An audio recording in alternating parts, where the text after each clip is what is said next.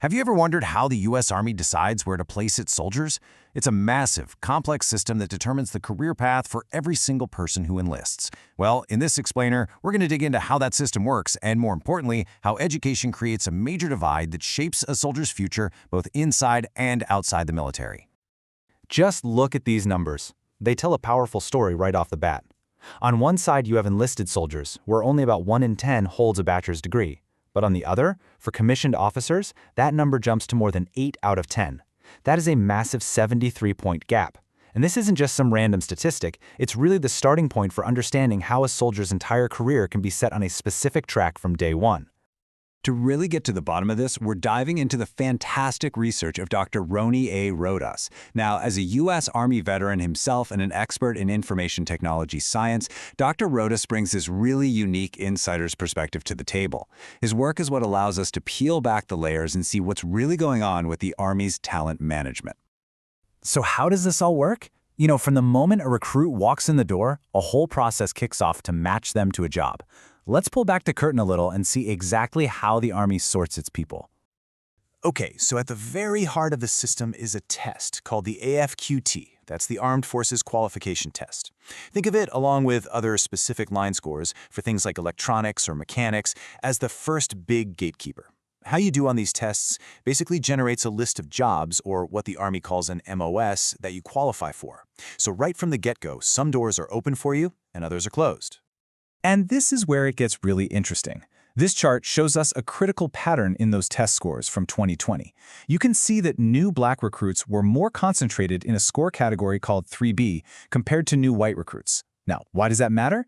Well, because different jobs have different score requirements, this distribution means that, on average, the menu of available careers looked different for black recruits from the very beginning. So we've seen how that initial sorting happens. But what about the downstream effects? Where do these early job placements lead? Not just for a soldier's career in the Army, but for their financial future once they're out. This chart shows you the direct result of that sorting process. By 2021, you could see clear patterns. Black soldiers were overrepresented in fields like administration and supply, and underrepresented in combat arms roles like infantry. And this isn't random. It's a direct outcome of that initial testing and placement system we just talked about. And believe me, these career tracks have huge implications for life after service. Just look at the civilian world. In 2024, someone with a bachelor's degree earned, on average, over $600 more per week than someone with a high school diploma.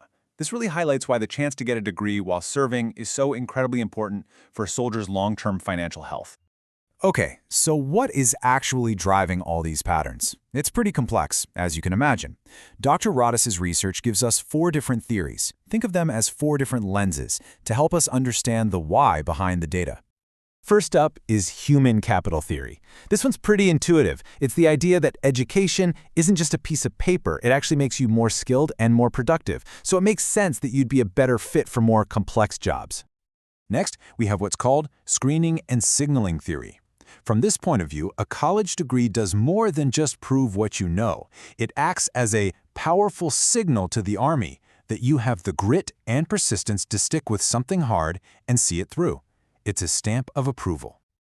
Our third lens is job queue theory. This one is very practical. Imagine all the new recruits lined up in a queue ranked by their qualifications, test scores, education, and so on. The Army then looks at its own needs and plucks the most qualified people from the front of the line for the most demanding jobs available.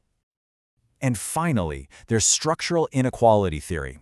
This is a really important one because it reminds us that the Army doesn't exist in a bubble. Inequalities from the civilian world, like differences in K-12 school quality, don't just disappear at the recruiting station. Unless the Army actively works against it, its own systems can end up accidentally mirroring those same societal patterns. So knowing all this, what's the path forward? Well, the great thing about Dr. Rodas's research is that it doesn't just point out the problems. It actually provides a clear, actionable roadmap for building a stronger and more equitable Army for the future. The study lays out 4 key recommendations. First, set clear educational benchmarks by rank. Basically, create a culture where getting a degree is an expected part of career progression. Second, make it way easier for soldiers to get college credit for their military training. No one should have to start from scratch. Third, pilot new tools that help soldiers see all the career paths open to them, not just the ones they test into initially. And finally, and this is crucial, constantly monitor the data to make sure the system is working fairly for everyone. And this quote from Dr. Rodis really sums it all up perfectly. He says, evidence-based reforms that preserve standards and opportunity strengthen cohesion and the Army's social contract.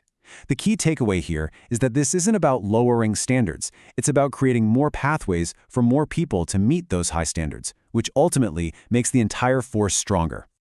At the end of the day, this research provides a blueprint for an Army that's not just fairer, but more effective.